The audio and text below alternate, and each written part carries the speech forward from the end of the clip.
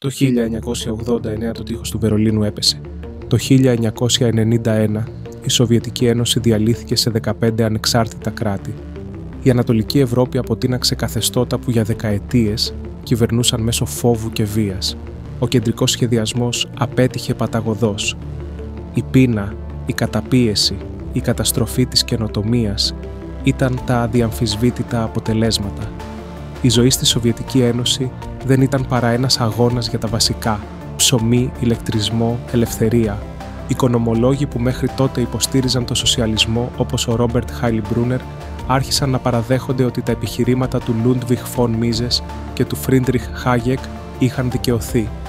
Χωρίς ελεύθερη αγορά και πραγματικές τιμές, ο σοσιαλισμός δεν μπορεί να λειτουργήσει. Αλλά εκεί που θα περίμενε κανείς την εγκατάλειψη του μαρξιστικού ονείρου, ήρθε μια διαφορετική απόφαση. Αντί να παραδεχθούν την αποτυχία, οι μαρξιστές αποφάσισαν να αλλάξουν το πεδίο μάχης. Δεν θα επιδίωκαν πλέον άμεσο οικονομικό έλεγχο. Θα επιδίωκαν έλεγχο των ιδεών, της κουλτούρας, της ίδιας της αντίληψης, της πραγματικότητας. Το νέο προσωπείο βρέθηκε γρήγορα. Ο πλανήτης, η σωτηρία της γης. Η ιδέα ήταν έξυπνη. Αν δεν μπορούμε πια να ελέγξουμε τις αγορές στο όνομα της εργατικής τάξης, μπορούμε να τις ελέγξουμε στο όνομα της προστασίας του περιβάλλοντος. Έτσι γεννήθηκε ο λεγόμενος οικοσοσιαλισμός ή, όπως πολλοί κριτικοί τον αποκαλούν, τα καρπούζια, πράσινοι απ' έξω, κόκκινοι από μέσα. Στο νέο αυτό αφήγημα, οι ελεύθερες αγορές κατηγορούνται για την καταστροφή του πλανήτη. Η ατομική ελευθερία παρουσιάζεται ως απειλή για τη βιωσιμότητα. Οι κυβερνήσεις πρέπει να αποκτήσουν νέες, εκτεταμένες εξουσίες για να σώσουν το περιβάλλον.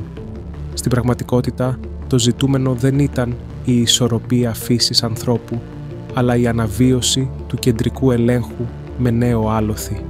Πίσω από κάθε πράσινη πολιτική, πίσω από κάθε φόρο άνθρακα, πίσω από κάθε αυστηρή ρύθμιση, κρυβόταν το ίδιο παλιό όνειρο: ο έλεγχος της κοινωνίας από μία ελίτ που ξέρει καλύτερα. Όμως δεν ήταν αρκετό να αναλάβουν το περιβάλλον. Για να καταλάβουν την κουλτούρα, έπρεπε να ανακαλύψουν και νέες μορφές αντίστασης. Ο παραδοσιακός ταξικός αγώνας, εργάτες εναντίον καπιταλιστών, δεν μπορούσε πια να κινητοποιήσει τις μάζες. Οι εργαζόμενοι είχαν βελτιώσει τη ζωή τους χάρη στον καπιταλισμό, όχι χάρη στην Επανάσταση. Έτσι, οι νέοι καταπιεσμένοι ανακαλύφθηκαν αλλού, στις φυλετικές μειονότητες, στις σεξουαλικές ταυτότητες, στους μετανάστες και στις γυναίκες, και οι νέοι καταπιεστές ορίστηκαν απλά ο λευκός, ετεροφιλόφιλος άνδρας. Η κοινωνία διασπάστηκε σε θύτες και θύματα, και κάθε απόπειρα κριτικής ή αμφισβήτησης μπορούσε πια να απορριφθεί εύκολα. Είσαι ρατσιστής, είσαι σεξιστής, είσαι προνομιούχος.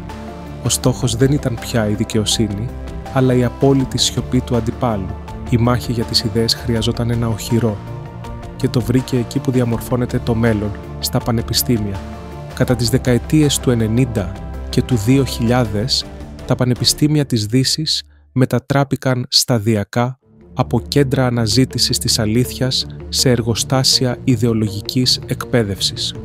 Για δεκαετίες, οι πανεπιστημιακές αρχές υπερηφανεύονταν για την αύξηση της ακαδημαϊκής ποιότητας, υψηλότερες βαθμολογίες εισαγωγής, καλύτερες επιδόσεις των φοιτητών.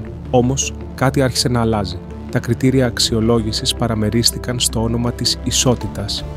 Πολλά πανεπιστήμια σταμάτησαν να ζητούν αποτελέσματα αντικειμενικών εξετάσεων. Η ακαδημαϊκή αριστεία έπαψε να είναι προτεραιότητα. Αντί για αυτήν, το νέο μέτρο επιτυχίας ήταν η διαφορετικότητα. Τα επίσημα ανακοινοθέντα των ιδρυμάτων πλέον δεν μιλούσαν για τα επιτεύγματα των φοιτητών, αλλά για το ποσοστό μειονοτήτων ή διαφορετικών ταυτοτήτων στην κάθε τάξη. Η ιδέα της ισότητας ευκαιριών αντικαταστάθηκε από την ισότητα αποτελεσμάτων. Δηλαδή, δεν έχει σημασία ποιος έχει τις καλύτερες επιδόσεις. Σημασία έχει να υπάρχει ισορροπία στα στατιστικά φύλου, φύλης και σεξουαλικής ταυτότητας. Και έτσι η παιδεία, το θεμέλιο της ελευθερίας και της ανάπτυξης, έγινε όργανο ιδεολογικής διαμόρφωσης. Για να κατανοήσουμε το πώς έγινε αυτή η ανατροπή, πρέπει να δούμε μια κεντρική φιγούρα, τον Χέρμπερτ Μαρκούζε. Ο Μαρκούζε ήταν Γερμανός φιλόσοφος της σχολής της Φραγκφούρτης και έγινε μία από τις πιο επιδραστικές μορφές στη μεταπολεμική Αμερικανική Ακαδημία. Δίδαξε στο Χάρβαρντ, στο Yale και στο Κολούμπια. Το έργο του Eros and Civilization 1955 προώθησε μία ριζοσπαστική ιδέα. Η κοινωνική αλλαγή μπορεί να έρθει μέσω της καταστροφής των παραδοσιακών ηθικών και πολιτισμικών θεσμών. Ο Μαρκούζε προέτρεπε τους νέους «Μην εργάζεστε, ζήστε για την απόλαυση, κάντε σεξ». Υποστήριζε ότι οι παραδοσιακές αξίες όπως η εργασία, η οικογένεια και η αυτοπιθαρχία ήταν μορφές καταπίεσης. Ονειρευόταν μια κοινωνία ελεύθερης ειδονής και άμεσης ικανοποίησης. Αλλά δεν σταμάτησε εκεί. Ο Μαρκούζε επιτέθηκε και στην ίδια την ιδέα της επιστήμης και της λογικής. Γιατί η επιστήμη, έλεγε, αρνείται την ουτοπία, δηλαδή τον κομμουνισμό. Για τον Μαρκούζε, ο ορθολογισμός ήταν εχθρός της Επανάστασης. Πιο επικίνδυνη όμως ήταν η θέση του για την ελευθερία του λόγου. Ο Μαρκούζε διατύπωσε τη θεωρία της κατασταλτικής ανοχής. Η ελευθερία έκφρασης, έλεγε, πρέπει να δίνεται μόνο σε προοδευτικές ιδέες. Οι αντιδραστικές φωνές, δηλαδή όποιος διαφωνεί με τη δική του κοσμοθεωρία, πρέπει να φημώνονται. Με άλλα λόγια, ελευθερία για μένα, σιωπή για σένα.